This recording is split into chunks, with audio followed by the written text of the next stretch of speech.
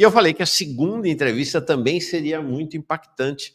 É a entrevista agora com o Thiago Sardinha, um tema que eu recebi vários pedidos para a gente aprofundar, que é o tema da violência. A gente tem um cenário de degradação do ambiente urbano e de explosão da violência no país inteiro, nos centros urbanos do país inteiro, e tem um ciclo de violência, né? Porque a contraposição que o Estado brasileiro, em suas diferentes instâncias, federal, estadual e municipal, está dando cada vez mais, é contrapor a esta degradação e violência, uma violência ainda maior, alimentando um ciclo perpétuo, né, de violências em vez de solução para o tema. O Rio de Janeiro, apesar do Rio de Janeiro ter perdido para a Bahia a condição de primeiro estado no assassinato de pessoas pelas polícias, a Bahia hoje lidera com folga este número, né? É o estado do genocídio negro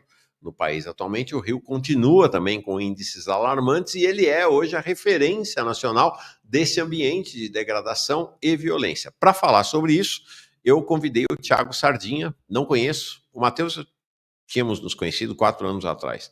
O Thiago não conheço, ele é geógrafo, doutorando em Ciências Sociais pela UFRJ, bolsista da CAPES, como o Matheus, e faz um intercâmbio com a Universidade da cidade de Nova York, e o tema de pesquisa dele é grupos armados na cidade do Rio de Janeiro como expressão da militarização do espaço urbano. Chega mais, Thiago, alegria grande na sua presença aqui, bem-vindo, tudo bem? Muito obrigado, Mauro, agradeço o convite, não só você, mas todos aqueles que mediaram esse encontro, né? Finalmente ele aconteceu. Eu fico feliz, me sinto honrado de estar aqui para conversar sobre essa temática, é extremamente importante, e que cada vez mais assim, setores da chamada esquerda socialista, esquerda radical, precisa dar atenção para esse tema, né? Que é muito caro para a gente, e, no entanto, a gente deixa um pouco de lado. Então, eu agradeço, espero que hoje seja um espaço de conversa, de diálogo, de esclarecimentos, e vamos conversar, né?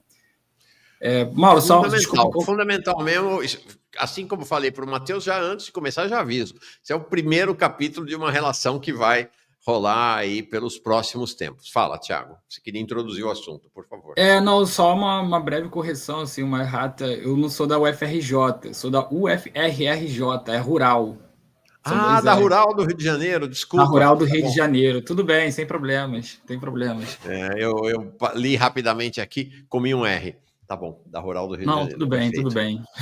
Thiago, apresenta para nós, então, qual é esse cenário, inclusive dessa sua linha de pesquisa, né? Grupos armados na cidade do Rio de Janeiro como expressão da militarização do espaço urbano. O que eu tenho visto é que, mais recentemente, nos últimos meses, inclusive, há até uma mudança de qualidade, né, um salto de qualidade nessa deterioração e no aumento da violência no Rio de Janeiro. Que cenário a gente tem no Rio de Janeiro agora?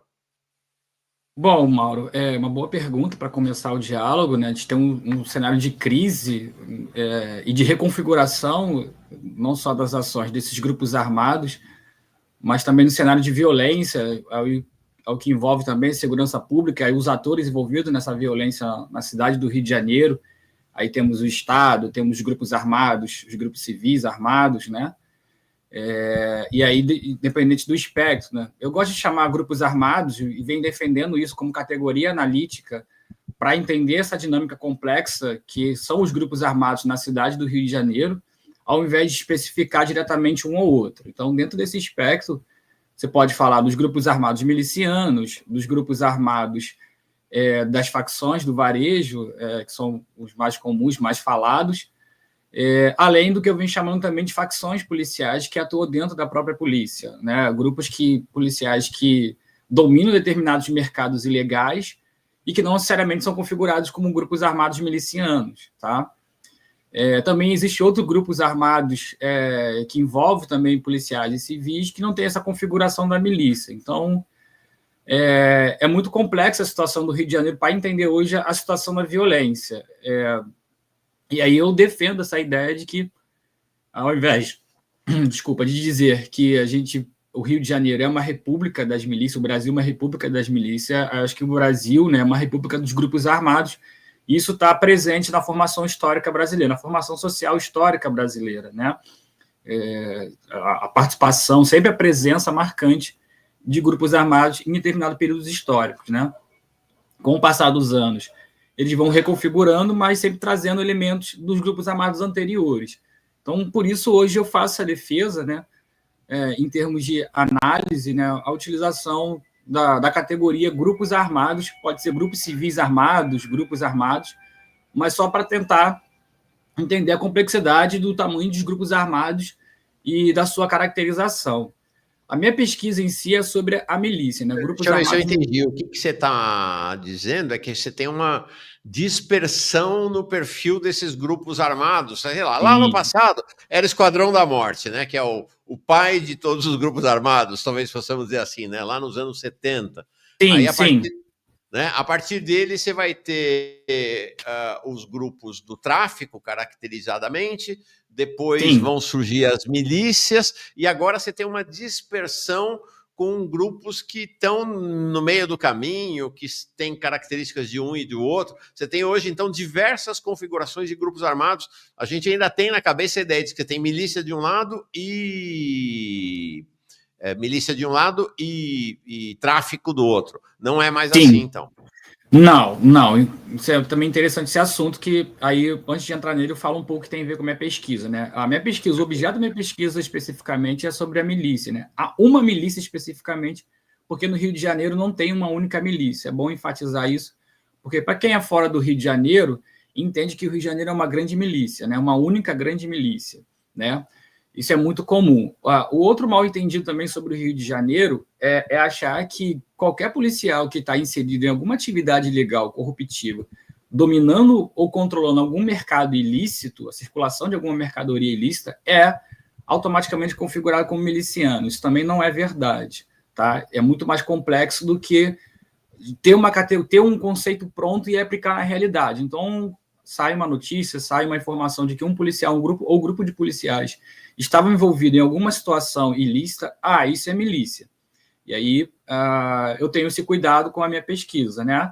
Isso principalmente setores da imprensa, né, divulga muito isso, né? Tudo no Rio de Janeiro é uma milícia, aí tem um pânico geral de não circular em determinadas áreas, porque lá é milícia, e aí qual é o conceito de milícia hoje? É uma grande pergunta, ninguém se deteve isso. Na verdade, o termo milícia ele surge a partir de uma reportagem em 2004 de uma jornalista em que ela só usou milícia para expressar o fenômeno que estava ali em andamento, porque não cabia no título da reportagem. Então, ela queria usar paramilitares, ela esclareceu isso, que é a Vera Araújo. E aí ela usou milícia. Milícia era a palavra que cabia no título, é isso? Isso. E aí acabou que, novamente chamado de paramilitares, que eu acho que é mais cabível conceitualmente, convencionou milícia e tudo virou milícia, né? A milícia que eu pesquiso é da Zona Oeste do Rio de Janeiro. Uma parte da Zona Oeste do Rio de Janeiro também é complicada, essa geografia do Rio de Janeiro, né? Existe a Zona Oeste, Barra da Tijuca, Jacarepaguá, e a que eu pesquiso é Campo Grande e Santa Cruz, que também são duas áreas muito grandes, são duas regiões bastante extensas em termos de quantidade de bairro que eles abarcam, ou de territórios do ponto de vista dos grupos armados. Então, estou pesquisando o que ficou chamado Liga da Justiça, né, que não tinha esse nome, né, mas isso é uma outra conversa, assim, isso também foi uma invenção da imprensa. Eu escrevi um artigo sobre isso agora, narrando, né, a trajetória do termo milícia e trazendo elementos de como que há um uso exagerado por parte de setores sociais quando vou analisar o termo milícia, e está para sair em algum momento em alguma revista. Só estou esperando ele ser publicado e aí eu vou divulgar. Mas, por enquanto, eu estou discutindo, né, por que a gente usa milícia hoje, ao invés de tentar entender a configuração da complexidade desses grupos armados. Então, veja, quando o termo surgiu, a milícia, na verdade, ela surge a partir ela bebe de fontes de outros grupos armados, conforme você bem citou, né? Os Esquadrões da Morte, ali da década de 70, 60, 70, né, que tinham um vínculo muito próximo com o Estado. Eu escrevi um artigo sobre isso na revista Ópera, né, tratando que os Esquadrões da Morte é uma intervenção norte-americana da escola de guerra americana e francesa, né, que aplicaram o método na Guerra de Argélia e trouxeram para cá, né, esse método de formação de esquadrões da morte com membros do Estado, membros militares da segurança do Estado. Isso foi aplicado no Brasil, né? A milícia também ela pega características da chamada polícia mineira, que é aquela polícia que pratica extorsão e controla o território, dos grupos de extermínio da Baixada Fluminense, né, que eram grupos de extermínio que faziam segurança a partir da execução sumária. Então, assim, a milícia ela nasce, assim, ela se configura com práticas que bebe muito nesses outros grupos armados. Por isso a dificuldade em tentar definir milícia hoje no Rio de Janeiro, principalmente na atualidade, mas eu estou falando no início, quando que ela surgiu. De lá para cá, houve mudanças significativas na atuação da milícia e dos grupos armados de maneira geral, né? Em termos de práticas, principalmente. Enquanto que alguns analistas ainda estão presos em definir milícia apenas pela prática do controle territorial e a exploração econômica do gás, da água, né, que era o mais comum, o gato-net, isso mudou completamente. Assim. Há uma ampliação de mercados ilegais, e eu acho que mercados ilegais é um eixo interessante para entender a atuação dos grupos armados, não só os grupos armados milicianos, como também os grupos armados das facções e das facções policiais e outros grupos armados. O interesse, de maneira geral, sempre controlar algum mercado ilegal. E um outro eixo também para entender a dinâmica desses grupos é a questão territorial, que no Rio de Janeiro ela é importantíssima, né? Diferente de outros estados, por exemplo, como São Paulo, que não há essa disputa territorial. No Rio de Janeiro, o grupo armado ele prescinde de constituição, de formação de um território. E esse território ele é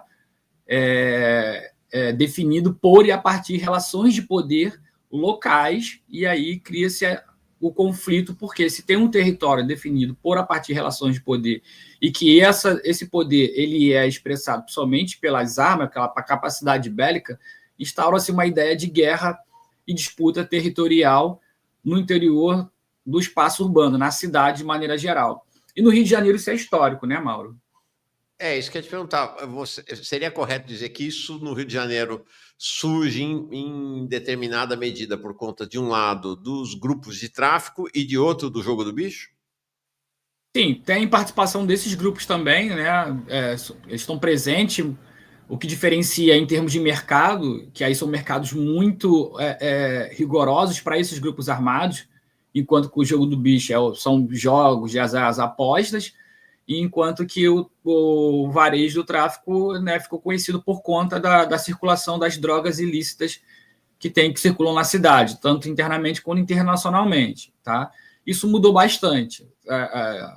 Isso mudou muito dos tempos para cá. Então, quando teve o surgimento, quando teve as notícias, começaram a circular informações de que havia esses grupos armados presentes, com presença marcante na cidade, e aí logo veio, ao mesmo tempo, como que agiam esses grupos, a caracterização desses grupos, o que hoje mudou bastante. No entanto, a gente ainda está preso nessas análises, por exemplo, quando vai falar de Comando Vermelho, o Comando Vermelho, a ditadura militar, era grupo de esquerda, tinha relação com a esquerda, o Comando Vermelho não tem nada de esquerda, é bom enfatizar isso para tirar qualquer romantismo com a atuação dos grupos armados, tá? Então, assim, saia desse tipo de análise, que é importante marcar historicamente, mas isso hoje não determina a atuação desses grupos. Tá? No caso das facções, do caso do Comando Vermelho, né, ele começou uma expansão muito grande na década de 90, muito por conta do tráfico de cocaína que estava chegando no Brasil, já estava se consolidando no Brasil. O tráfico de cocaína permitiu que o Comando Vermelho conseguisse ampliar sua capacidade bélica e começar a dominar territórios. Isso quer dizer que não tinha outros grupos armados? Não, tinha outros grupos armados. Principalmente o TCP, que hoje é um grande rival do Comando Vermelho, já existia o seu próprio território nessa época. Além disso, que é pouco falado, personalidades, digamos assim, né, personagens dessa época que tinham controle territorial em favelas, mas que não tinha vínculo com necessariamente um dos dois grupos armados, uma das duas facções. Tinha muitas lideranças, né, que dominavam. Aqui mesmo na Zona Oeste eu tenho analisado algumas delas para entender a passagem dessas lideranças locais armadas, que também não eram justiceiros, tá, para diferenciar, né, porque havia uma, digamos assim, né, uma aceitação, né, uma imagem popular, digamos assim, no território que eles atuavam, né? Eu venho chamando eles, na minha pesquisa, de bandidos pacificadores, né? Porque não é nem essencialmente traficante, nem é essencialmente bandido na visão do território. E é interessante, mais uma vez, o território, né? É bom olhar na minha análise, eu faço olhares de diferentes localizações. Então, um olhar, né, de análise dentro do território, como que os moradores estão vendo esses grupos armados, essas lideranças armadas, e como que fora do território eles são vistos. E aí eu tento comparar assim, as análises e as descrições sobre eles, né? Então, assim, Mauro, a cocaína, né, voltando a falar do Comando Vermelho, permitiu que o Comando Vermelho se ampliasse ali territorialmente. Um outro elemento também que serviu muito de ganho econômico para o Comando Vermelho, mas que pouco falava no início da década de 90, era chamado sequestros, né? Aqui no Rio a gente chamava de indústria de sequestro. Então, eles sequestravam personalidades conhecidas, né? E lembro eu vou falar disso. alguns nomes que eu tenho até medo disso, mas personalidades hoje do mundo empresarial foram sequestradas e o Comando Vermelho arrecadou muito dinheiro com isso, né? Não só o Comando Vermelho, mas esses outros grupos armados também realizavam isso. O problema é que a imprensa, e aí também a imprensa tem um papel, principalmente a imprensa empresarial, né, essa imprensa de classe média, público de classe média, ela tem grande responsabilidade, né, também no sentido da ampliação desses grupos, do discurso da ampliação do grupo desses grupos. Então, a imprensa começa a associar qualquer sequestro apenas ao Comando Vermelho. Então, o Comando Vermelho era o único grupo que realizava sequestros, né? Isso não é verdade, tá bom? Outras lideranças armadas locais realizavam sequestros, outros grupos também realizavam sequestros. Isso foi sendo abandonado conforme a repressão também vai aumentando e também a necessidade de novos mercados, né? A conquista de novos mercados ilegais também vai contribuindo para que essa prática do sequestro ela vai sendo deixada de lado. Interessante isso. Inclusive, uma questão que você traz é que você tem os grupos, né? O TCP, Terceiro Comando Puro, é diferente do Terceiro Comando lá do passado? Sim, isso aconteceu, acho que foi em 2002, essa mudança, né, de especificação, quando o E tentou o golpe, né, lá no Complexo do Alemão. Ele realmente tomou o Complexo do Alemão ali, através de um golpe. Ele assassina um dos traficantes que era mais conhecidos, né, e bem vistos, assim, porque ele era uma boa praça, que era o Orlando Jogador. Então ele mata o Orlando Jogador, dá um golpe, e aí ele tenta fazer alianças com grupos do Terceiro Comando. E aí parte do Terceiro Comando não aceitava essa aliança com o E, porque, né, da origem dele, etc. E aí criam a sigla Terceiro Comando Puro. Só é que é Terceiro Comando Puro sem aliança, né? Aí depois nasce o ADA também, que é amigo dos amigos, que foi o fundador, foi o Celcinho da Vila Vintém, que é uma favela aqui da Zona Oeste, que estava preso ali naquela rebelião lá do Beiramar, que inspirou o filme. Ele faz um acordo com o Beiramar para não ser morto. Então ele sobrevive, e aí a ADA continua. Só que a ADA hoje vive uma crise muito profunda, caminhando para o seu fim, assim, o ADA, assim, amigo dos amigos. Tá? Em termos de facções, ainda é uma presença muito marcante apenas do Terceiro Comando Puro e do Comando Vermelho. Mas, assim, essas duas facções hoje disputam territórios no Rio de Janeiro, né? Os conflitos armados, hoje, principalmente, por exemplo, vou pegar aqui o exemplo de Vila Isabel, ali do Morro dos Macacos, né? Que já vem aí mais de um ano sofrendo com a disputa, né? Tá em guerra, a disputa desses dois grupos, né? Do Comando Vermelho e do Terceiro Comando Puro, em que a região ali, né, de Vila Isabel, o bairro de Vila Isabel, e onde está localizado o Morro do Macaco, é interessantíssimo para as pretensões do Comando Vermelho, que está em processo de expansão, sintetizado pela frase tudo 2, que é o número que representa o Comando Vermelho aqui no Rio de Janeiro. Então, número 2? Número 2. Os grupos armados aqui, os principais, têm os números que são representativos, né? O Terceiro Comando é 3, a milícia usa 5, alguns grupos milicianos usam 5 e o Comando Vermelho 2. Então, assim, são formas de identificação cotidiana, digamos assim, de qual facção você é próximo ou de território que você mora que é controlado por alguma facção. E o Comando Vermelho, ele... essa nova política, digamos assim, expansionista, essa nova etapa expansionista do Comando Vermelho no Rio de Janeiro, ele é sintetizado pela frase tá tudo 2, tudo será 2 no Rio de Janeiro. O Comando Vermelho caminha para virar uma única facção no Rio de Janeiro. Assim, essas explicações do própria facção, o próprio grupo armado hoje. E nesse processo, Mauro, vai haver conflitos armados diretos, ou seja, guerra, e, ao mesmo tempo, trocas ilícitas de mercadorias políticas. Né? Não necessariamente a guerra também, mas tem compras de territórios, como é que se fala? Suborno, compras de setores sociais que têm importância na sociedade, diálogos com alguns setores que estão fora ali, mas que estão dentro do jogo político.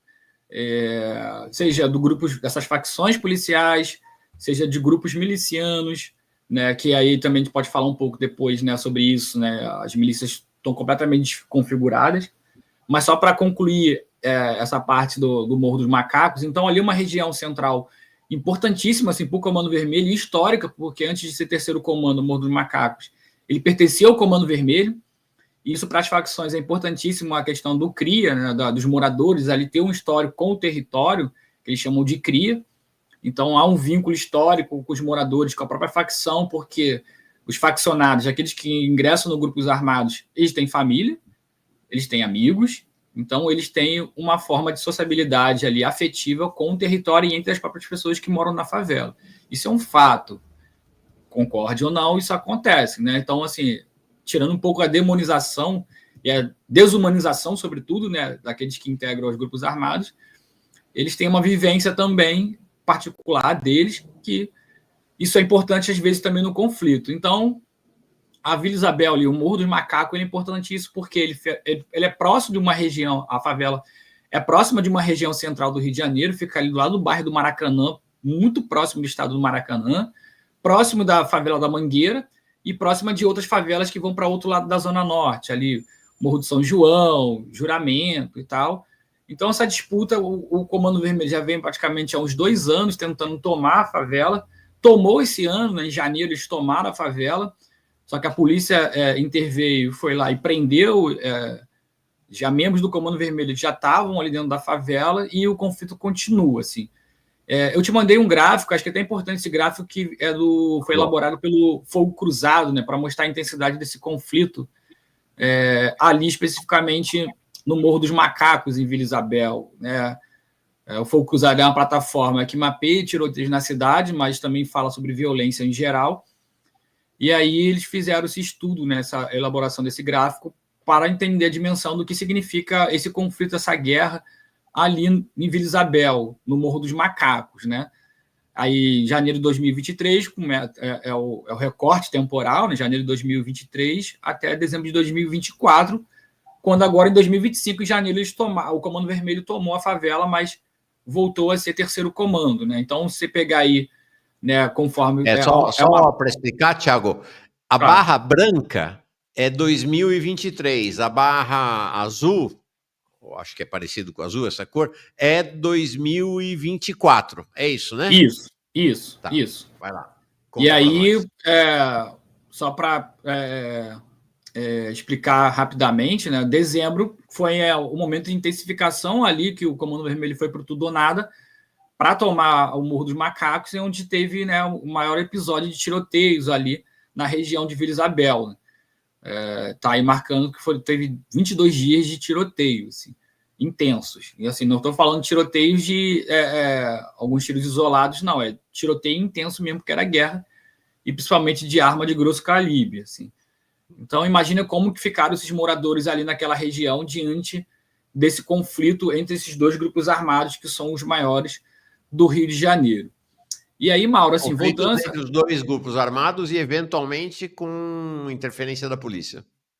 Sim, aí que eu vou entrar nesse assunto já, né? A polícia é determinante, né? A polícia é principalmente o BOP, né? O BOP ele tem um papel também fundamental quando esses grupos estão em conflitos, né? E aí, assim, tem situações que percebe-se que há, né, especificamente para atingir uma facção ou um grupo armado específico, né? E outros momentos não. Por exemplo, teve ali na região central do Brasil, do Rio de Janeiro, Brasil ali, região da centro do Rio de Janeiro, perto da central do Brasil, ali tem uma disputa também entre as favelas, ali Falha Fogueteiro, Mineira, em que são facções diferentes. Em um momento que o Comando Vermelho do Falha Fogueteiro ia tomar a favela da Mineira, Coroa e Mineira, o BOPE interveio e, né, cometeu a chacina, se não me engano, foi em 2019, uma chacina horrenda, assim, uma coisa assustadora, assim, não vou evitar os detalhes, mas para evitar que o Comando Vermelho se expandisse naquela área. Assim. Então tem essas participações assim do BOPE e da polícia de maneira geral que vai influenciar na geografia política desse conflito dos grupos armados. Então, assim, o Comando Vermelho, ele ali em 2019, ele estava... Eu tenho um marco assim meio... assim, não tão preciso, mas, claro, assim, a gente está falando de processos, a gente não está falando de um marco inicial. Mas o ano inicial ali, o Comando Vermelho começa a retomar para o Rio de Janeiro, para a capital, 2017, 2018 para cá, e hoje a gente está vendo esse resultado em números, em dados, e principalmente a olho nu, né, a expansão do Comando Vermelho. Até então, o que estava acontecendo para a facção nesse momento? Né? Era o fim da política das UPPs. Um marco, um ano que marca o fim da política de pacificação em 2016, acabam as Olimpíadas, etc. Não faz mais sentido a política de pacificação nos moldes em que ela estava sendo aplicada. Então, há um declínio da política de pacificação, as facções que estavam direcionadas para ocupar território, formação de território nos municípios interioranos do estado do Rio de Janeiro, começa, principalmente o Comando Vermelho, volta a sua atenção para a cidade do Rio de Janeiro, e aí entra a síntese da frase dele, vai virar tudo dois na cidade do Rio, na capital. E aí começa uma ofensiva. E aí, assim, é interessante porque até então circulava em algumas análises midiáticas, por exemplo, em que havia um complô. E assim, só um parêntese, né, o Mauro? Quando eu faço as minhas análises, assim, você não vai ouvir de mim frases sensacionalistas ou que eu descobri uma teoria da conspiração, porque eu sou pesquisador e eu tenho que tomar esse cuidado. Então, claro, assim, eu estou trazendo informações que já algumas são conhecidas aqui na cidade e tal, e algumas que ainda não tenho como comprovar. Então, no campo da hipótese, eu não vou lançá-las aqui. Então, é bom ter esse cuidado em relação a isso. Então, assim, circulava que havia um complô entre a polícia, o terceiro comando, no caso, e o próprio governador do estado, que era o Wilson Witzel, em que todos queriam acabar com o inimigo comum, que era o Comando Vermelho. Então, isso acontece, assim, muitas operações policiais, em grande maioria, ela ocorre em favelas, em territórios dominados pelo Comando Vermelho, mas não necessariamente por conta desse possível complô que teve ali para enfrentar o Comando Vermelho. O fato simples é que o Comando Vermelho é a maior facção do Rio de Janeiro, é a mais poderosa, maior capacidade bélica, domina maiores mercados, não só de drogas, mas outro tipo de mercados ilegais, e é nacional, né? A facção do Rio de Janeiro que é nacional. Então, assim, não necessariamente havia um complô. A lógica mesmo era que o Comando Vermelho estava nesse momento de expansão, então vamos tentar em algum momento ali evitar a expansão do Comando Vermelho, seja usando os meios que nós temos. Então, você vai ver alguns grupos milicianos de determinadas localidades que vão fazer um tratado, uma espécie de tratado, não digo aliança, mas um acordo, acho que é um acordo temporário para enfrentar o Comando Vermelho. Então, alguns grupos milicianos fazem esse acordo com um grupo do terceiro Comando Puro para evitar a perda de território para o Comando Vermelho. Isso é muito visível nessa região de Jacarepaguá, essa parte da Zona Oeste, Jacarepaguá, Barra da Tijuca, ali, Recreio, em que vários membros do terceiro Comando Puro foram enviados para evitar que as milícias perdessem território ali para o Comando Vermelho. E aí, assim, uma coisa interessante, aí até do ponto de vista geográfico, é importante a gente entender, é que aqui no Rio de Janeiro a gente usa muita expressão formação de complexos, né? Somente os grupos armados usam isso, né? Complexo de Israel, o complexo do Comando Vermelho, o complexo miliciano. Isso tem um significado na geografia, que é o conceito de região. Na geografia a gente estuda muito a região. Então, é formar uma região a partir de diferenciação de áreas, em que há uma especificidade naquele recorte espacial diferente com as outras áreas.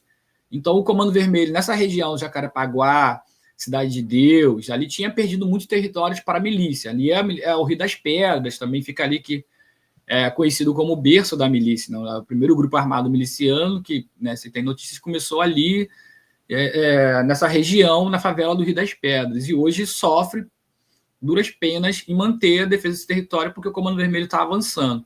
Então o Comando Vermelho perdeu o território para os grupos armados milicianos ali da época, e tentou retomar e ficou muito tempo. Nesse período que foi 2018, aí até 2022, ali foi avançando, 2023, e agora está avançando cada vez mais. Então, por exemplo, tomou o território que até então era impensado, que era a Gardênia Azul, que é um território que era das milícias.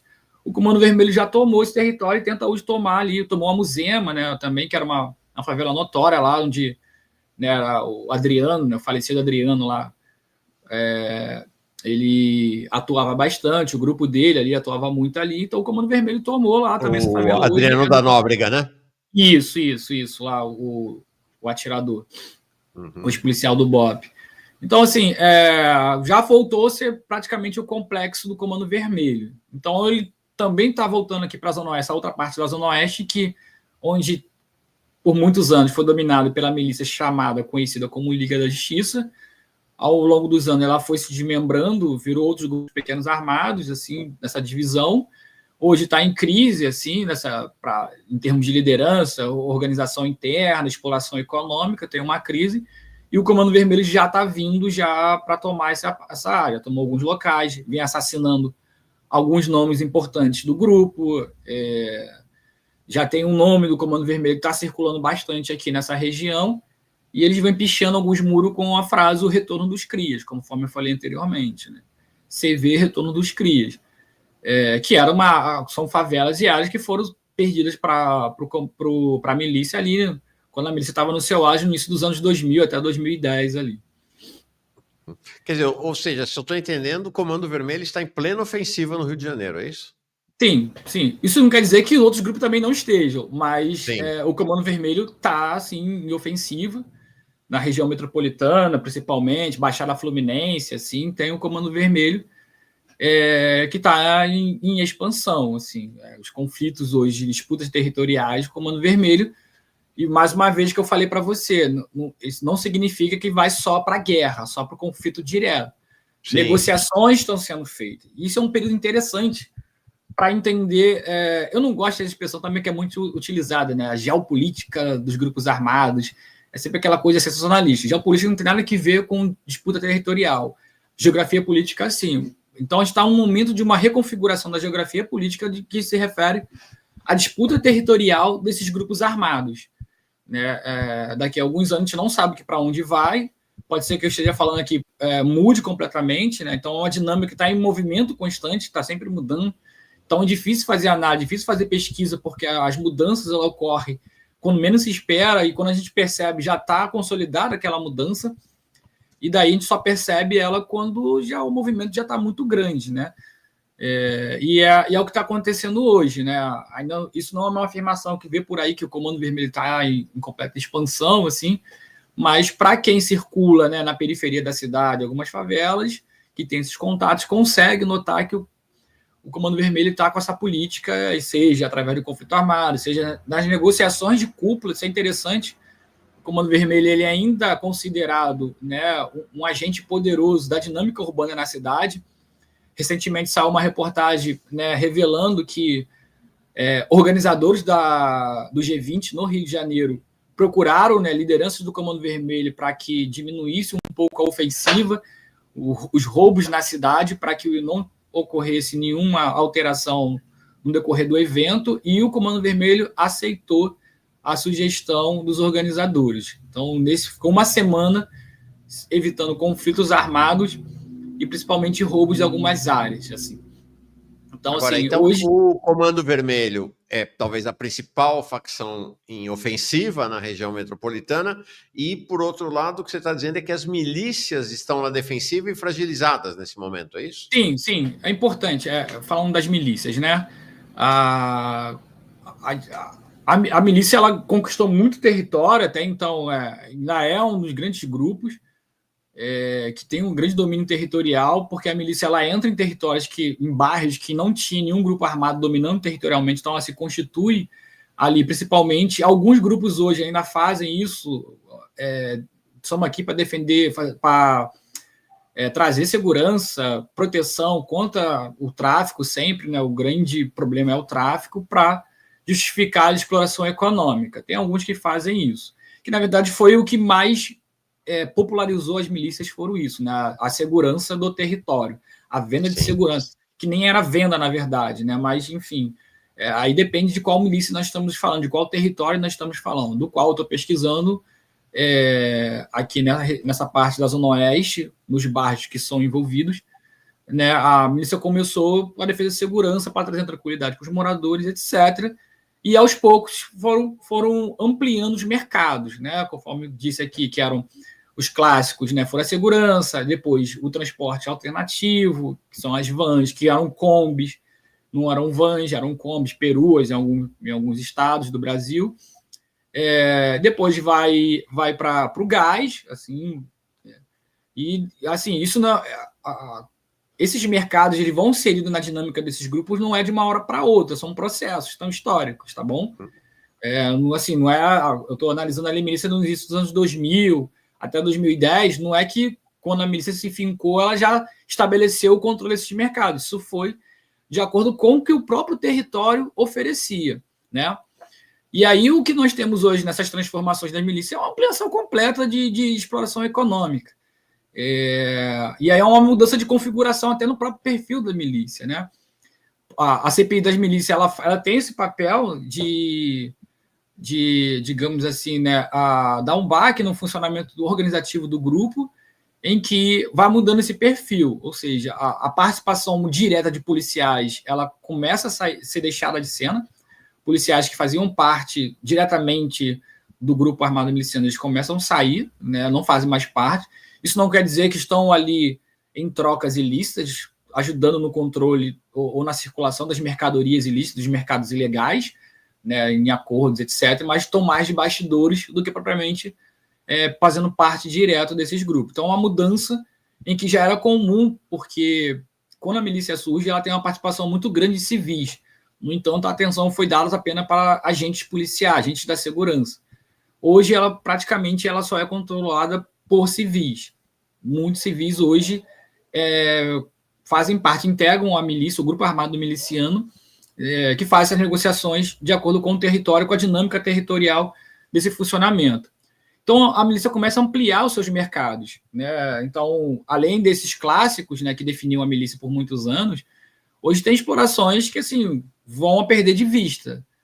Eu venho chamando isso de pilhagem social, né? Pilhagem econômica, em que combina uma degradação social e econômica do território, ou seja, não tem nada em termos produtivos naquele território para o funcionamento do território, não tem uma indústria, não tem uma grande empresa ali que vão agenciar os trabalhadores locais, pelo contrário, são principalmente pessoas que vivem no serviço de algum comércio ambulante, etc., e esses milicianos atualmente, eles não têm nenhum pudor em fazer exploração econômica desses trabalhadores, a extorsão desses trabalhadores.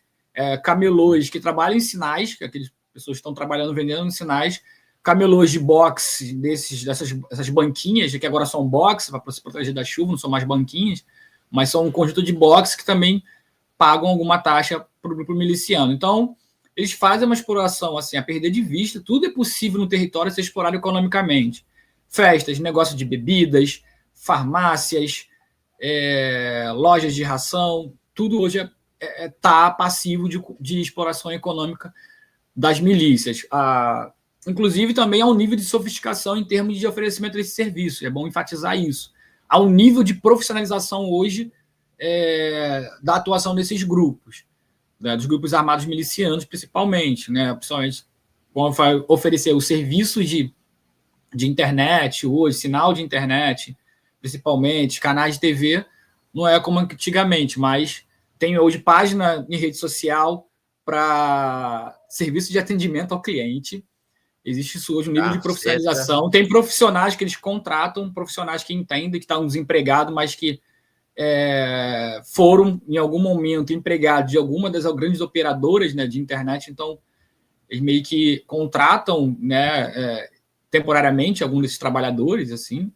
Isso acontece muito como, então, é uma mudança qualitativa ao que se refere à exploração econômica, como também no perfil dos grupos armados milicianos. Então, assim, da década de 2010, década de 2020, houve, né, uma passagem, uma inserção de muitos civis entrando nesses grupos armados, principalmente ex-traficantes. E, assim, uma outra observação, isso é muito comum aqui no Rio de Janeiro. Na gíria dos grupos armados, chamam de pula-pula, que é um membro de alguma facção pula para outra facção, ou um membro da milícia que pula para a milícia, ou da facção pula para a milícia. Isso é muito comum aqui no Rio de Janeiro. E, ultimamente, eu tenho observado que muitos estão pulando para o Comando Vermelho. Assim, muito ex-integrantes da milícia estão entrando para o Comando Vermelho. Até porque também, e aí um dado interessante em termos de mercado, já entrando nesse assunto, de mercados ilícitos, as facções hoje estão fazendo exploração econômica assim como a milícia fazia. Esses mercados que eu citei, que eram clássicos das milícias, gás, água, isso tudo hoje as facções estão fazendo. E isso é uma coisa que já é de notório saber, porque está na mídia, está na imprensa. O Comando Vermelho vai tomando território e vai, se tinha lá um local que fazia distribuição de internet, agora isso é nosso, a gente vai controlar a distribuição da internet. Cobrança de taxa de alguns camelôs, de alguns comerciantes. O Comando Vermelho vem fazendo isso hoje. Por isso que eu falo que é uma complexidade hoje em definir essencialmente o que é um grupo, o que é o outro.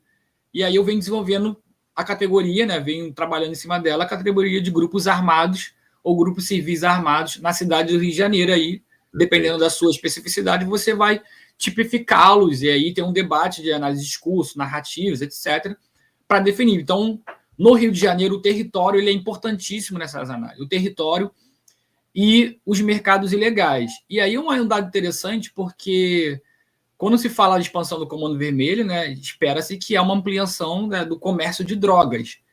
Né? E, ultimamente, não são as drogas que, claro, elas são importantes ainda para esses grupos armados que, historicamente, né, cresceram com o comércio de drogas.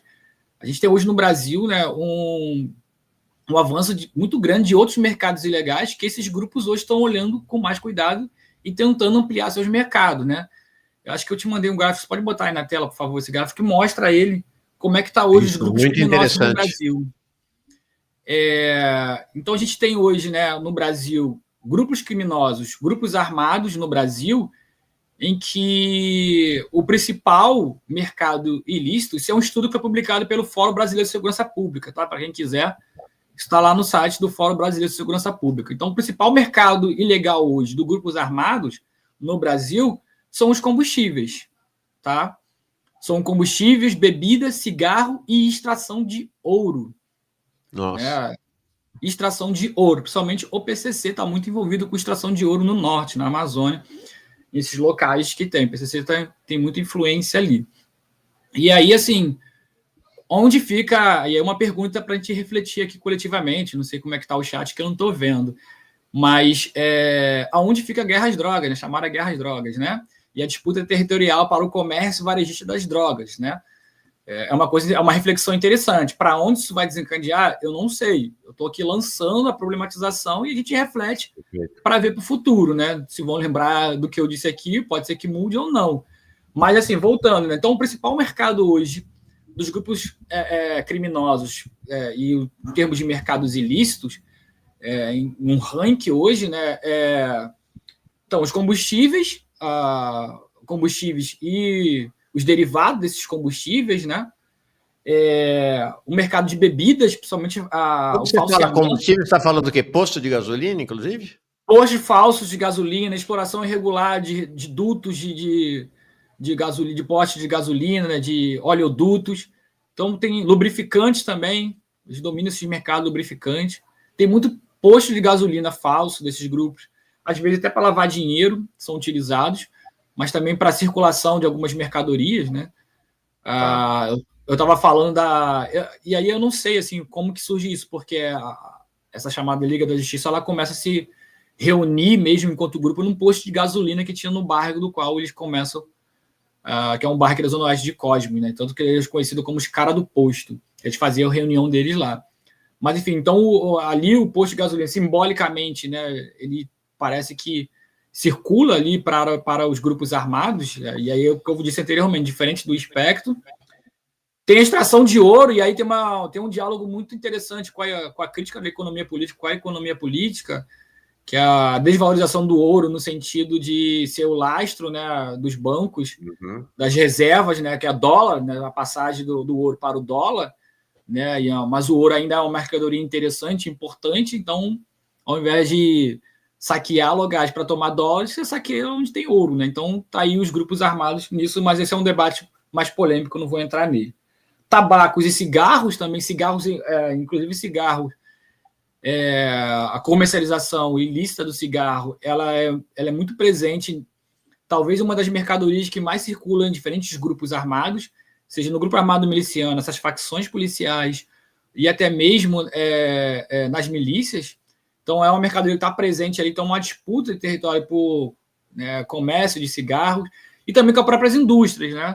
Teve um traficante muito conhecido no Rio de Janeiro que ele foi assassinado, quer dizer, foi assassinado não, mas teve uma operação policial para prendê-lo, e aí resultou na sua morte, né? Então, tecnicamente, é assim que circula, em que foi muito por conta do roubo de carga de cigarros. Ele era muito conhecido porque ele roubava muito caminhões de cigarros, e isso estava dando um prejuízo para a indústria fabricante de cigarro. Então, a negociação em paralelo, a negociação não oficial, né, digamos assim, e oficial, ajudaram na a diminuição desses roubos. E esse traficante foi assassinado, ele foi morto, e aí mudou um pouco desse mercado. Mas é ainda um mercado muito presente para os grupos armados. Outro mercado interessante, que poucos devem se espantar, é o mercado de celulares e golpes virtuais, hoje que as facções dos grupos armados também estão se inserindo com muito vigor. Fiquei chocado com o tamanho desse mercado, impressionante. Impressionante. Se acompanhar os jornais, esses jornais matinais, esses jornais pinga-sangue, que não são jornais, eles sempre estão dando uma notícia que estourou algum local clandestino, como é que se chama? Um call center, digamos assim, clandestino, que era de golpes dos grupos armados. Alguns localizaram algumas favelas, outros não, mas alguma relação com o grupo armado, isso vem acontecendo bastante. E, por fim, né, o tráfico de cocaína está em 6º lugar, assim, em termos de acumulação, aí, de arrecadação de receita para os grupos armados. E isso coloca um dilema, uma reflexão interessante para a gente pensar, né, a questão das guerras às drogas, né, a guerra às drogas. Há uma mudança em termos de perspectiva da segurança pública, em linhas gerais, ao que se refere a uma tentativa de coibir os mercados ilegais. Portanto, ainda achar que o conflito hoje dos grupos armados ele se restringe apenas para a ampliação de mercado de venda de drogas, ele é insuficiente hoje para entender essa dinâmica dos grupos armados. Além que eu falei dos grupos armados milicianos realizarem pilhagem econômica, esses grupos armados também nas facções realizam também pilhagem econômica. Domingo agora saiu uma reportagem no Fantástico, até interessante, em que a Polícia Federal ela conseguiu estourar uma fábrica de produção de drogas sintéticas, êxtase, MD e etc., que estava dentro do complexo alemão, né, um território, uma favela do Comando Vermelho, dizem que é o QG do Comando Vermelho, em que o Comando Vermelho cedeu o território para esse grupo, que chamava-se Cartel Brasil, fabricarem suas drogas. Ou seja, o Comando Vermelho agindo como um holding de outro grupo armado, mas que não necessariamente ele tinha vínculo produtivo direto com outro grupo do qual ele fez esse acordo para ceder seu território para a fabricação dessas drogas. Né? E até o próprio policial federal ele admite isso quando ele dá entrevista na reportagem, e o Comando Vermelho vieram analisando, investigando durante 2 anos os envolvidos, e ele enfatiza, o Comando Vermelho ele não vende esse tipo de droga, ele não fabrica diretamente. Membros do Comando Vermelho não fabricam diretamente esse tipo de droga. E aí isso é uma coisa interessante, como eu citei, hold, há uma caracterização também hoje, e aí mais uma vez eu vou reforçar entendimento dos eixos que eu citei, e aí mercados ilícitos, ilegalismo, isso é importante, é que pequenas empresas, empreendedores, e essa era do empreendedorismo também prestam serviço para as facções, para os grupos armados.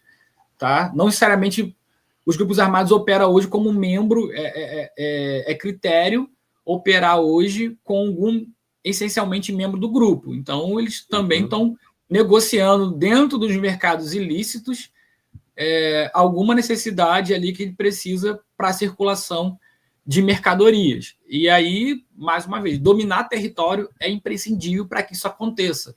Dominar territórios é imprescindível para que o grupo, ele cada vez mais, ele expresse seu domínio. E é o que está hoje no Rio de Janeiro um pouco colocado, assim, em termos de grupos armados, claro. Perfeito. Deixa eu te fazer uma pergunta sobre uma... Bom, primeiro uma pergunta de caráter pessoal. Você não corre risco pessoal, não? Até agora, interessante, assim, essas informações que eu falei e coloquei aqui, assim, são de circulação cotidiana mesmo, que eu faço pesquisa, a gente chama isso de etnografia na sociologia, nas ciências sociais, e muitos dos territórios, as pessoas que eu converso são pessoas que eu conheço, assim, eu não gosto dessa expressão para mim exatamente, mas eu sou cria nesses locais, então eu tenho uma facilidade de circulação, não faço perguntas diretas, a não ser com pessoas com quem eu tenho proximidade e confiança, que sabe que eu faço pesquisa, mas normalmente isso está muito presente em roda de conversa. Isso está no boca a boca. Isso muito boca a boca, assim. Tem muito boca a boca que está muito presente para que aí eu volto a dizer na questão do território, né? Existe uma interpretação do que está acontecendo das pessoas que estão tendo do próprio território e aqueles que vão falar sobre o território que estão fora do território. Só que poucos dentro do território têm a voz para ser ouvida e muito mais para quem tem fora do território. E aí a capacidade mesmo de recursos. É a imprensa, né? É um grande nome que já está em circulação e etc. Eu lembro, e aí assim, é interessante, eu lembro que quando teve lá a chacina no Jacarezinho, nossa, o que choveu de análise, brotou especialista, isso em dinâmica de rede social, que é muito ruim às vezes, todo mundo falando que ali tinha a chacina ocorreu porque tinha um interesse da milícia em tomar o Jacarezinho, etc.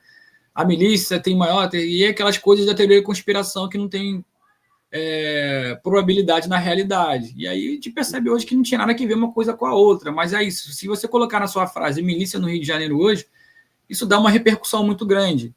Né? Principalmente aqueles que tentam buscar forçadamente uma originalidade na sua análise. Então, às vezes, coloca alguma coisa pelo nome e você vai pela frase, pela chamada, você vai. Eu, assim, no geral, por enquanto, eu nunca sofri uma ameaça, não corri nenhum risco de vida, assim. Ainda bem. Deixa eu te fazer uma pergunta, você responda, aí fiz essa introdução sobre o tema da segurança, você responde se achar confiante e em condição de tratar desse assunto abertamente. O que nós aqui... Eu, jornalista que estou fora desse universo da sua pesquisa, o que a gente vê é que as milícias sempre tiveram uma representação política. Duas das maiores expressões, das maiores expressões da representação política das milícias é o clã Bolsonaro, o clã Brasão e o clã Vaguinho.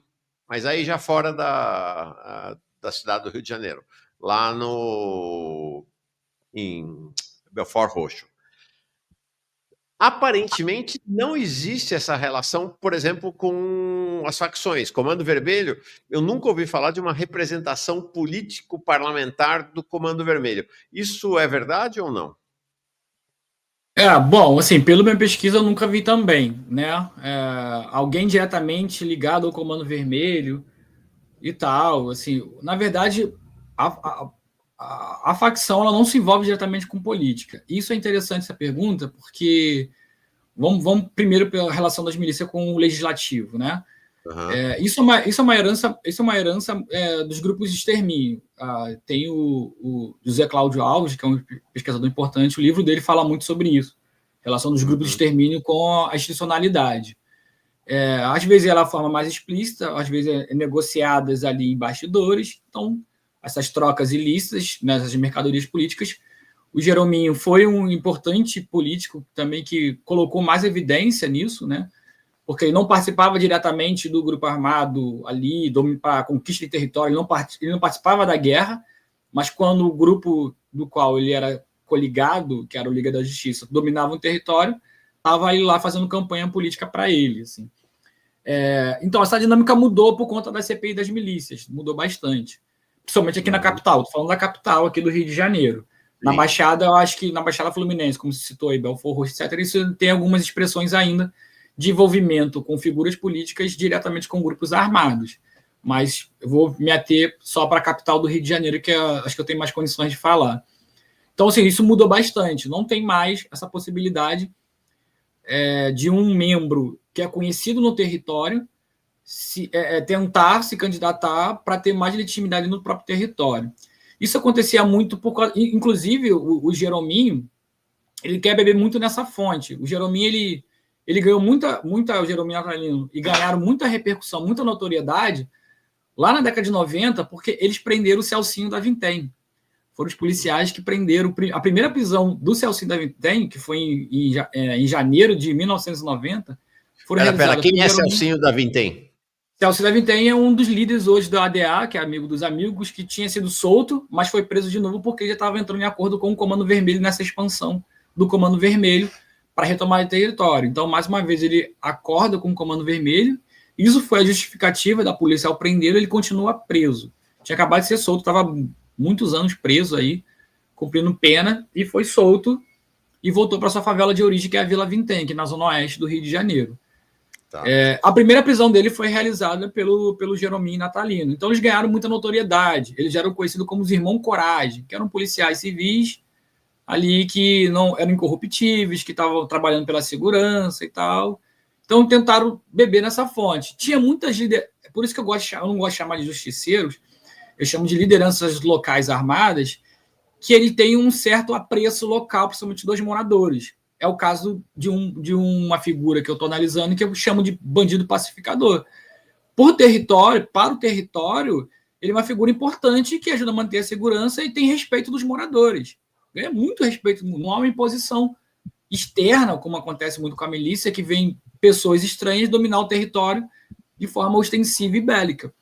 Então, essas figuras tentaram, a partir da sua liderança comunitária, tentaram almejar ali a carreira política. Isso mudou bastante conforme a CPI estiveram, a não ser aqueles que já tinham um poder muito grande e consolidado, que aí a família Brazão, etc., tinha esses acordos com esses grupos armados, porque tem mercados que interessam a eles e eles precisam dialogar com esses setores.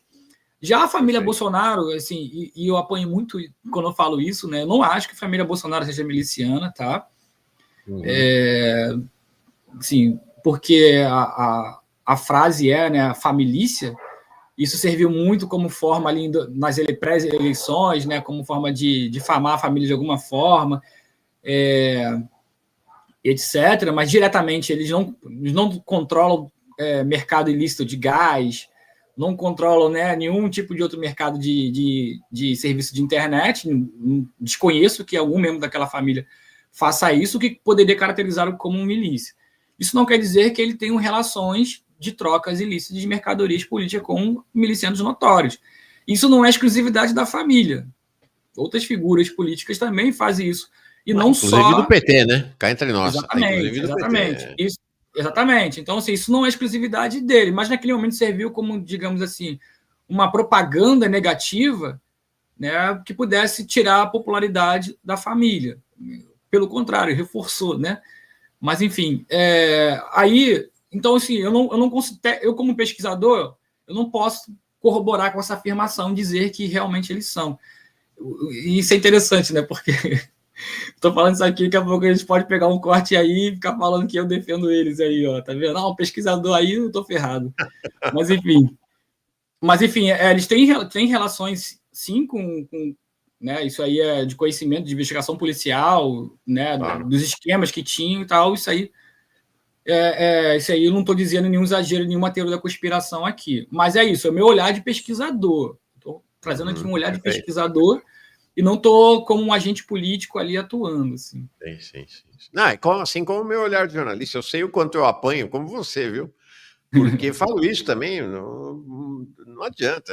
A gente não dá para criar uma bolha que faz que seja um espelho invertido em relação aos bolsonaristas. Dizer que os bolsonaristas são milicianos, não são. É evidente que não são. Mas eles têm, é o que você falou, relações de trocas políticas com milícias. É outra história, mas é aquilo que eu falei também. Gente, o PT no Rio também está cheio de parlamentares e dirigentes do PT no Rio que têm relações de troca política com milicianos. Mas aí, Mauro... O Vaguinho. Eu vi as declarações dele, mas aí, Mauro, aí que é a questão o que é a milícia hoje. Sim. Aí volta a pergunta, será que realmente são grupos milicianos? Sabe? E aí volta aquela questão, né, de o que define hoje milícia, né? E aí é interessante refletir sobre isso, o que define milícia hoje, porque, por exemplo, um jornalista conhecido, que eu até acompanho, ele gosto muito dele, ele lançou um livro chamado Milicianos. E o livro dele, ele fala muito sobre esquemas de policiais que ele coloca como um esquema que são milicianos, ele caracteriza como milicianos. Eu estou convencido do contrário, assim, esquema policial, facções policiais, de grupos policiais internos, tem vários esquemas. Isso aí você dá um Google, você acha vários esquemas de polícia, de mercado ilegal que a polícia tem participação policial direta, inclusive com o tráfico. Recentemente saiu uma reportagem também de comandante da UPP trocando mensagem com o líder do Complexo do Alemão, um traficante conhecido, elogiando a gestão dele. Policiais que estão envolvidos com negociação de armas, né, circulação de armas para o Comando Vermelho, com outras facções, isso é notório. Assim. Então, tem muitas atividades ilícitas com envolvimento direto de polícia, de agentes da segurança, que não caracterizam milícia. Que não necessariamente caracterizam milícia. Inclusive, alguns jornais, algumas matérias hoje está assim, há uma desconfiguração em alguns territórios de milícia. Hoje eu estou bem percebendo um movimento incipiente. Que aí alguns jornais, algumas notícias estão dizendo que já estão chamando de paramilitares, que eu acho mais preciso, né? Chamar de paramilitares, etc. Assim, porque é isso, né? Desconfigurou tanto o que era milícia lá, como narrei anteriormente, naquele envolvimento de policiais que queriam mesmo fazer a segurança e tal ali. Isso mudou bastante, assim. Inclusive, para complementar a sua pergunta anterior, o que eu venho ouvindo assim nas minhas pesquisas, em conversas, é que uma avaliação dos grupos milicianos é que o que prejudicou muito a ampliação ou, né, a manutenção por muito tempo ali sem ter notoriedade desses grupos foi o envolvimento com políticos.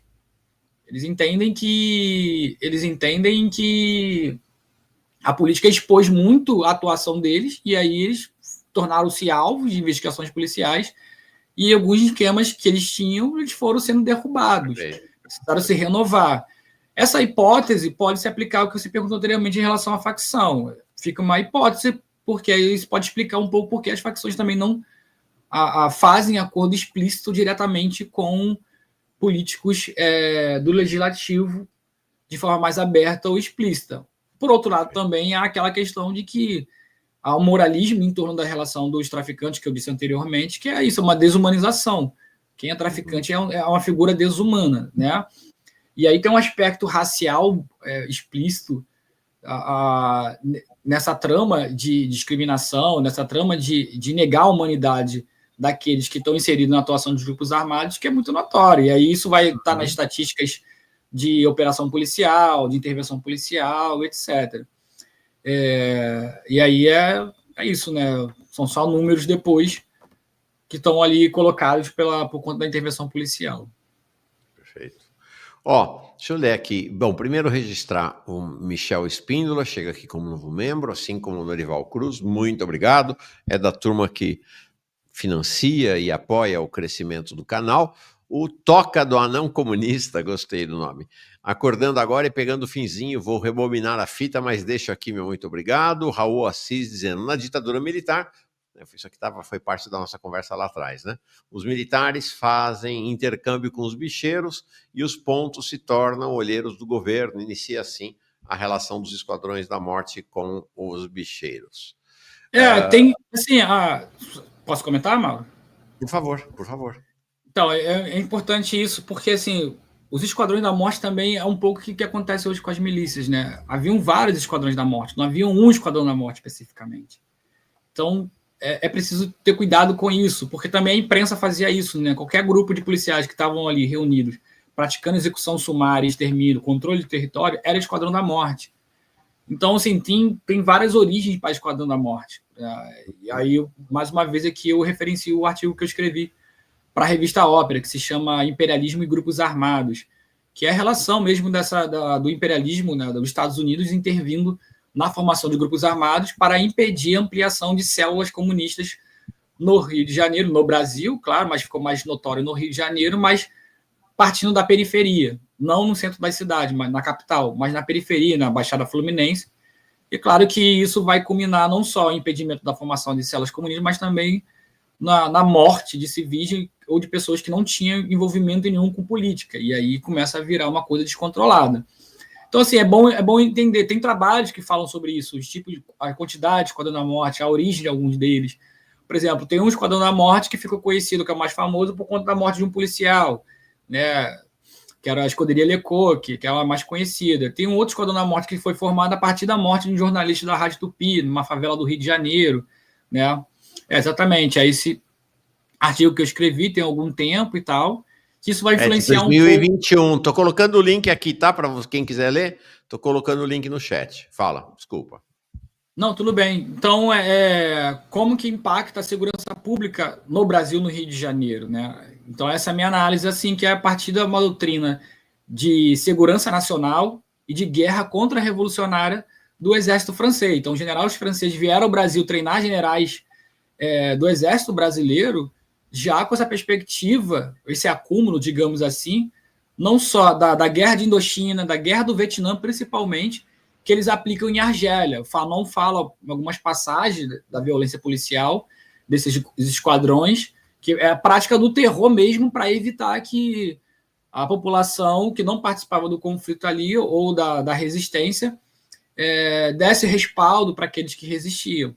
E ele traz essa ideia para o Rio de Janeiro, traz essa ideia para o Brasil. Então já tem uma influência da formação de setores institucionais, por exemplo, né, uma forma institucional de elites que operavam nesse sentido.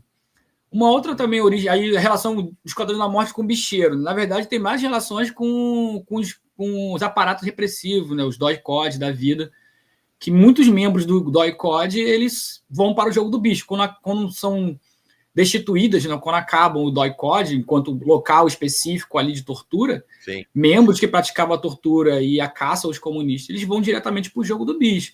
E aí, agora sim, isso eu não vou falar aqui, porque tem membros muito conhecidos aí que circulam tranquilamente aí, que participaram de casos de tortura no Rio de Janeiro, que depois ingressaram no jogo do bicho e ganharam notoriedade. Né? Ou de jogo do bicho é uma coisa assim, assustadora do tamanho assim, do jogo do bicho, e também está em momento de reconfiguração, de atualização. Quem acha que o jogo do bicho é aquele negocinho do papel, do sujeito sentado lá anotando os números, isso já mudou bastante. E também, mais uma vez, muda por conta dos mercados que esse grupo armado ele vai angariando, que ele vai ampliando.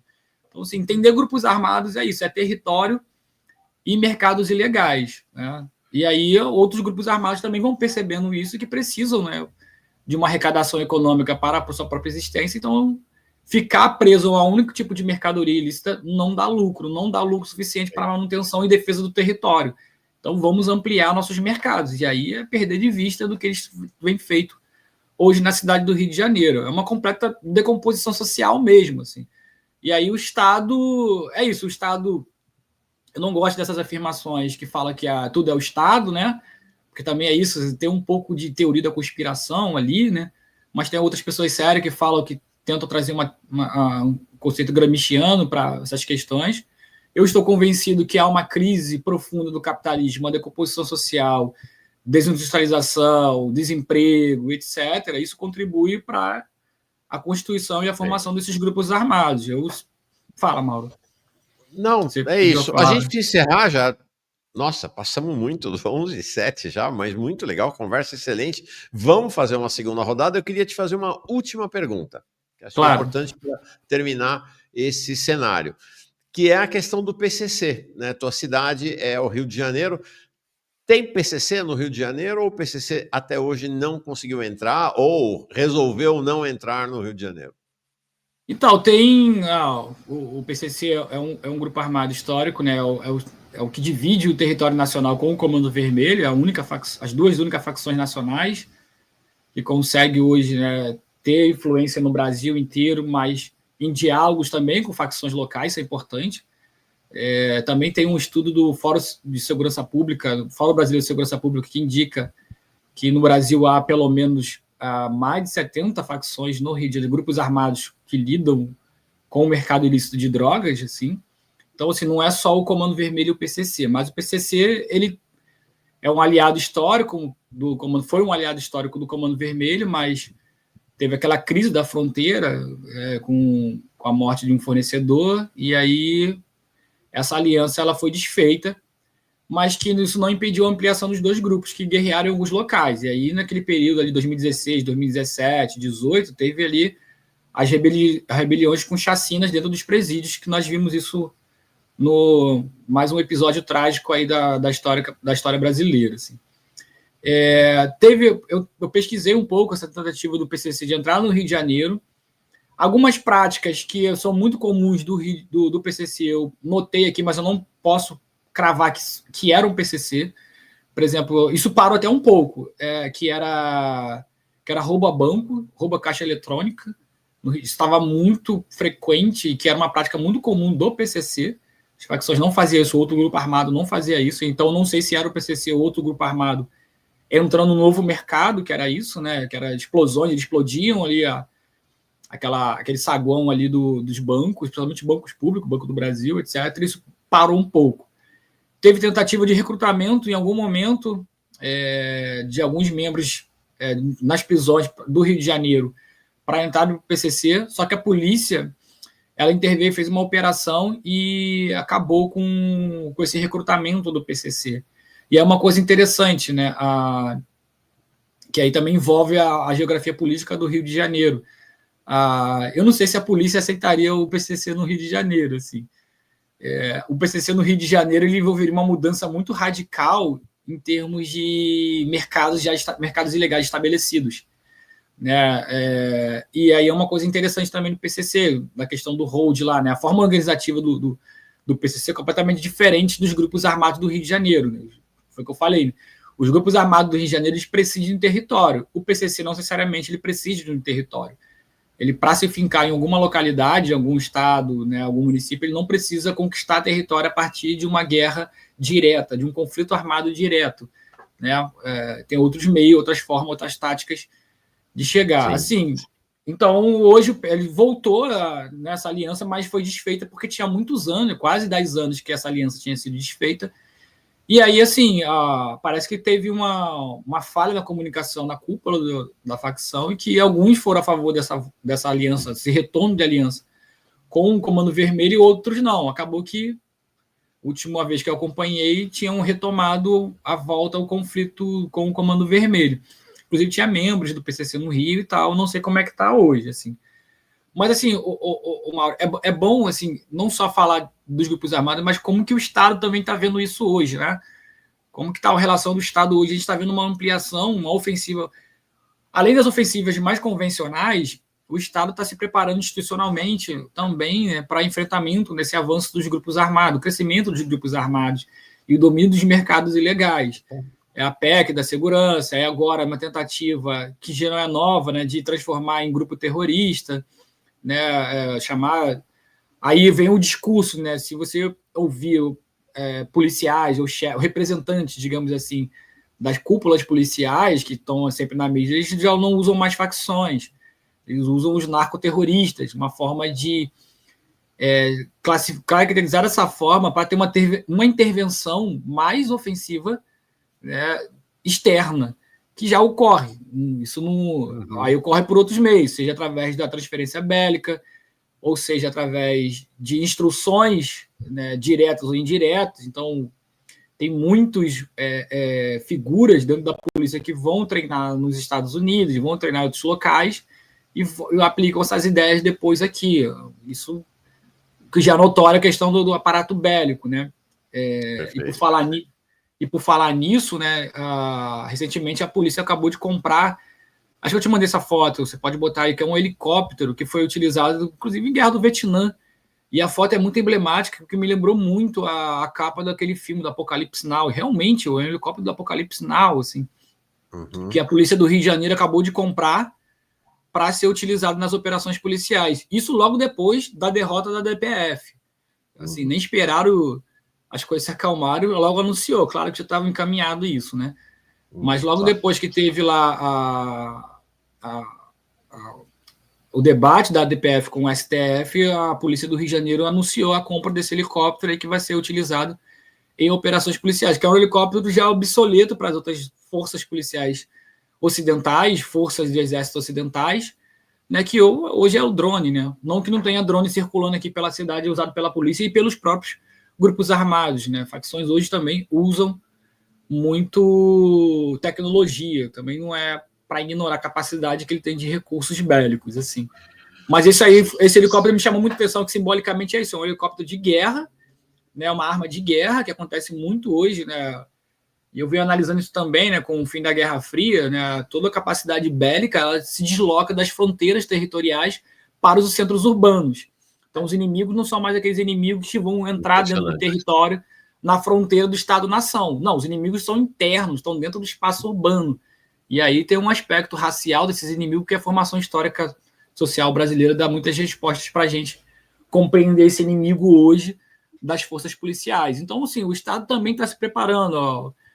A cúpula do governo estava em Nova York agora, né, recentemente, né, conversando sobre isso, né, sobre o avanço na segurança pública, copiar a política de segurança da polícia de Nova York, que é muito complicado, porque a polícia de Nova York ela é toda instruída por Israel, assim. A polícia de Nova York ela tem uma sede numa cidade, acho que Kefar, que é o nome da cidade de Israel. Então, a polícia de Nova York ela é toda influenciada, orientada por Israel. Na verdade, Israel também influenciou outras polícias do Rio de Janeiro, etc., em termos de prática e tal. Então, há uma necessidade agora, nesse momento, do Estado aplicar uma ofensiva, né? Não é uma novidade, mas é uma ofensiva, uma nova etapa de influência externa no que se refere à segurança pública. Tem um autor muito bom que tem um livro que já fala sobre isso, né? Que é o Locke Vacan, que ele fala no Prisão das Misérias, que são os think tanks que oferecem, né, seminários, instruções, etc., para a segurança pública. As viaturas aqui da Polícia do Rio de Janeiro já estão sendo modificadas, que eles estão chamando de uma convergência internacional, ou seja, uma padronização, uma cópia das viaturas de polícias francesa, nova-iorquina. Então já está caracterizada. A sirene também já mudou muito. Aqui, pelo menos na Zona Oeste, eu tenho ouvido bastante essa nova sirene para marcar presença, naquela sirene só em determinados momentos, mas eles mudaram a tática, agora a sirene é para marcar presença, então uma sirene não é aquela tão parecida com a do de bombeiros, mudou um pouco da sirene. E também é isso, né, o armamento da Guarda Municipal, né? Inclusive, alguns guardas municipais já estou vendo usar a camisa escrito Polícia Municipal, o que daqui a pouco isso vai ser mudado institucionalmente, vão ser chamados não mais de guarda, mas de polícia municipal e vão andar armados para baixo e para cima aqui pela cidade. Então, assim, vai fazer operação. Uma coisa interessante, né, que eu também venho observando. Como se fala em policiamento hoje, há uma mudança de caracterização. Assim. Na verdade, o grande modelo de policiamento, não para alguns países, mas principalmente para o Rio de Janeiro, é o BOP, né? Então, todo mundo quer ter seu BOP dentro da sua força de segurança. Então, a própria Guarda Municipal também vai ter sua tropa de elite, sua tropa especial hoje, para fazer operação em favela.